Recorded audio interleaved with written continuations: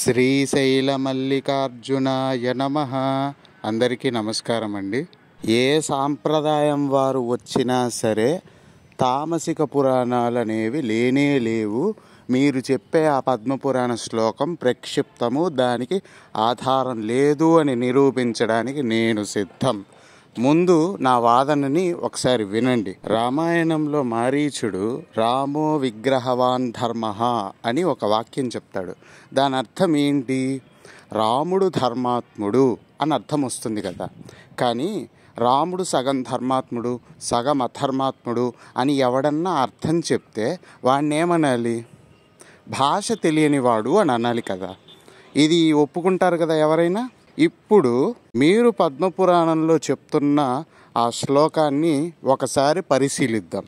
వైష్ణవం నారదీయం చ తదా భాగవతం శుభం గారుడం చ తథా పద్మం వరాహం శుభదర్శనే సాత్వికాని పురాణాని విజ్ఞేయాని శుభాని వై బ్రహ్మాండం బ్రహ్మవైవర్తం మార్కండేయం తథైవ చ భవిష్యం వామనం బ్రహ్మం రాజసాని నిబోధమే మత్స్యం కౌర్మం తథా లింగం చైవం స్కాందం తథైవ చ ఆగ్నేయం చ సదేతాని నిబోధమే.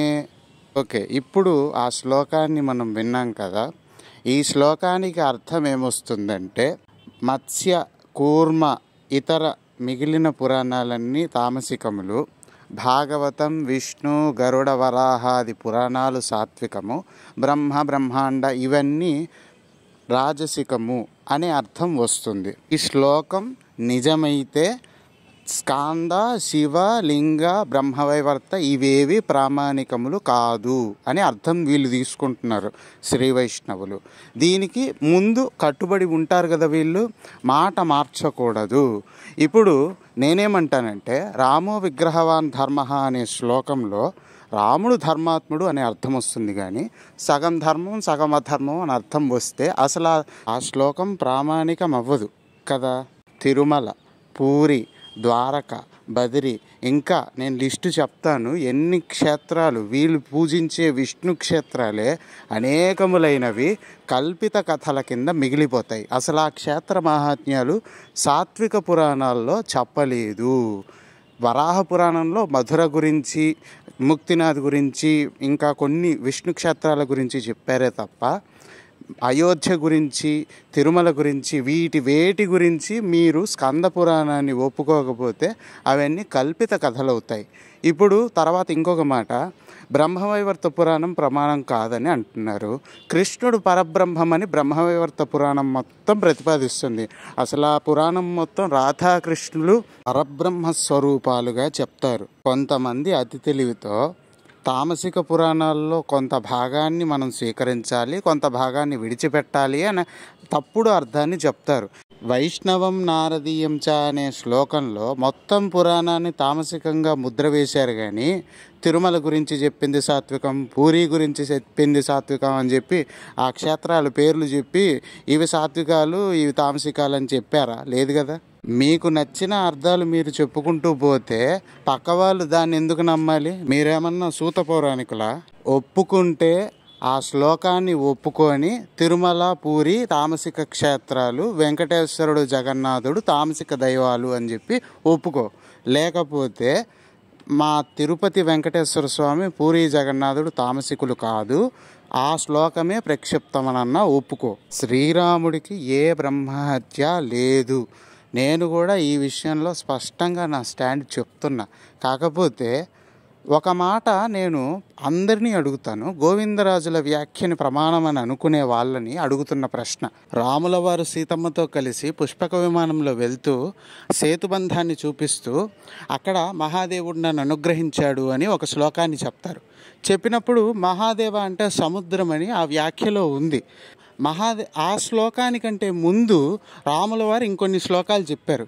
ఆ శ్లోకాల్లో సముద్ర, సాగర అని చెప్పి సముద్రుని వర్ణిస్తూ ఆ పదాలని వాడాడు కదా రాముల వారు. మహాదేవ శబ్దాన్ని సముద్రానికి వాడాలి అని అనుకొని ఉంటే ఆ ముందు నుంచి సముద్రం గురించి చెప్తున్నప్పుడే మహాదేవుడి గురించి నేను ఇక్కడ దర్భశయనం చేసుకొని దీక్ష తీసుకున్నాను, మహాదేవుడు ప్రత్యక్షం రాకపోతే ధనుస్సు పట్టుకున్నాను, అప్పుడు మహాదేవుడు ప్రత్యక్షమై ఉత్తర దిక్కున ఉన్న ద్వీపానికి ఎక్కుపెట్టి సంధించమని నన్ను అడిగాడు, నేను ద్వీపం వైపు బాణం వేశాను అని చెప్పి ఆ లీల గురించి ఎందుకు మహాదేవ శబ్దం వాడలేదు? తర్వాత సముద్రం గురించి అసలు రామాయణం మొత్తంలో అనేక పర్యాయాలు వస్తుంది. బాలకాండలో మొదలుపెట్టి సుందరకాండలో కూడా అనేక పర్యాయాలు వస్తుంది. అక్కడెక్కడ మహాదేవ అన్న శబ్దం ఎందుకు వాడలేదు వాల్మీకి గారు? తర్వాత ఇంకో మాట, ఇప్పుడు కుమార సంభవం, గంగావతరణం ఈ లీలల దగ్గర వాల్మీకి మహర్షి మహాదేవ అని వాడిన శబ్దానికి సముద్రం అని ఎందుకు అర్థం చెప్పరు? అక్కడ మాత్రం మహాదేవ అంటే శివ అనే అర్థమే ఎందుకు చెప్తారు?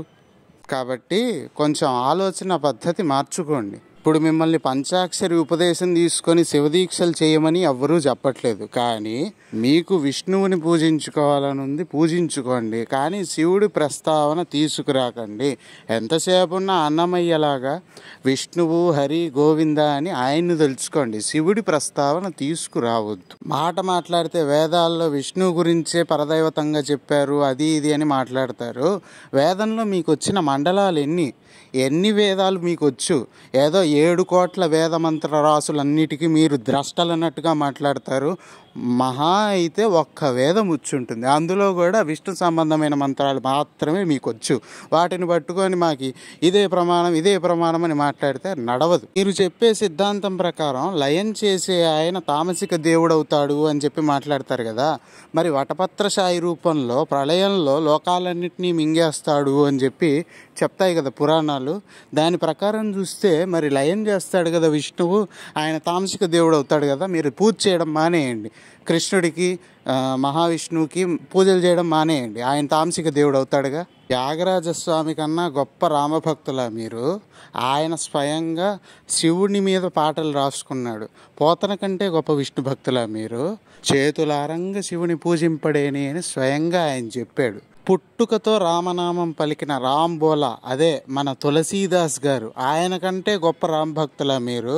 తులసీదాస్ గారు ఎంత రాముణ్ణి పూజించారో అంత శివుణ్ణి పూజించారు. సర్వం శ్రీ కాశీ విశ్వనాథార్పణమస్తు.